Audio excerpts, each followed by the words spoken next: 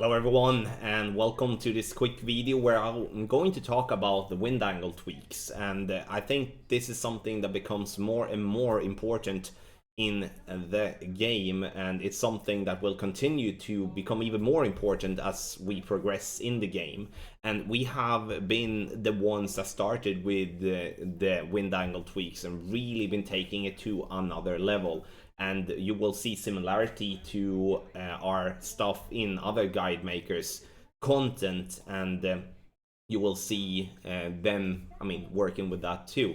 And I'm gonna go through it here, and we're gonna focus on the bottom right of the page, and that's going to be, you can see that we do have a blue box there that says WA tweaks, wind angle tweaks. Turn the wind arrow to 12 and look where your center line points. It means that we're having the wind arrow to point towards noon, which is a straight angle, so we're going to look from it from a straight pull angle perspective. And then we're going to look to where the center line points. And what I mean with center line is the center of the screen. Those of you having a grid line, use that line. Otherwise, you that do not have a grid line, look for the center of the screen, which is the center of the take shot button, not the ball. The ball is not a center line.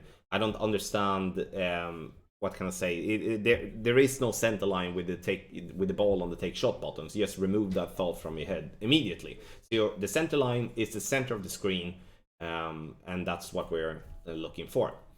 Then we do have the colored sentences there: red, yellow, and blue arrow.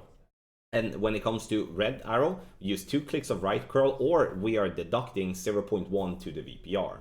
Yellow arrow, we don't do anything. We just play as per VPR. And the blue arrow, 2 clicks of left curl, or adding 0.1 to the VPR. And then you see another box that is on top of the wind angle picture that displays the arrows and to what part of the terrain we're gonna look for to identify what angle we're having. Then that is something that is called wind strength tweaks to the wind angle, and that's a little bit more in depth for those that do want to take the next step with that. And it's mostly occurring in master division because it's going to be absolutely required. And then you can see that depending on what wind strength you have, it's going to be a different amount of curl, with the base of the suggestion in the blue wind angle box to be the middle wind.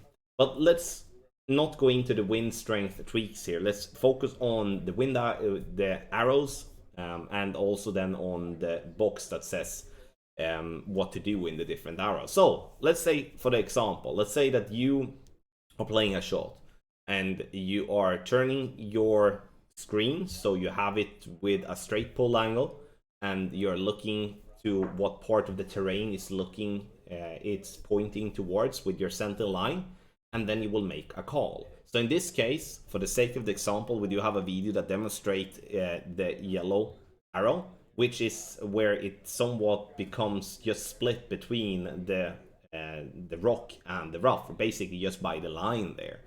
And then we're gonna take a look at that video, and you will see here now that I'm setting it up just as normal, adding the spins just as I should, and then I'm aiming towards the pin, just as, again, doing everything as per the guide.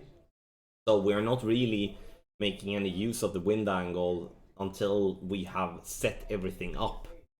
So we're setting it up. I'm switching to the Guardian because the Guardian is going to be the club that I'm going to play with on this particular shot. Now we turn around, we make sure that we have the correct type of pull angle, which is straight, and then we're looking towards where our center line points.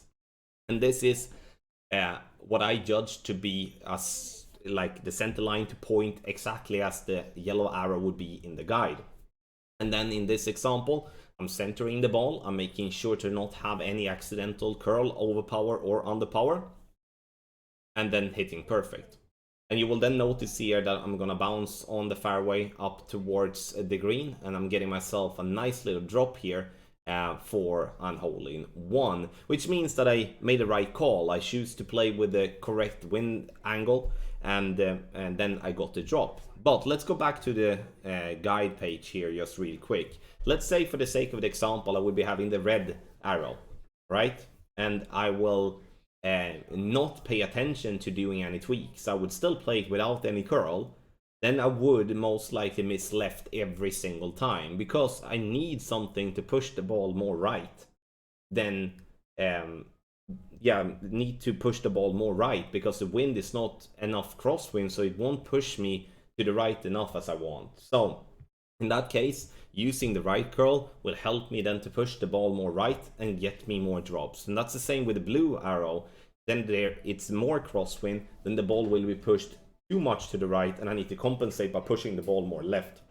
And then that's definitely going to be a very good situation for you to really give yourself a chance of, what can I say? It's really a absolute beautiful way of giving yourself a chance of really digging into and calculating out the different type of wind angles, and in that case giving yourself a chance of more drops, because that's what we're looking for every single time. We're looking for more drops, and more drops. And that is something you will get by using the wind angle tweaks as per the guides and stuff like that that is suggested. So this is a little quick video to just demonstrate the different type of wind angles, and we are in that case giving ourselves a much better chance for a drop. And this is something you will see featured on our par 3s more or less every time. We also have wind angle tweaks on certain par 4s and par 5s if we deem it necessary, and that's the same as well if we do have send it winds, we also have that. But it's the same type of structure and the same type of goal with it. Tweak for wind angles and you will have a better success in this game.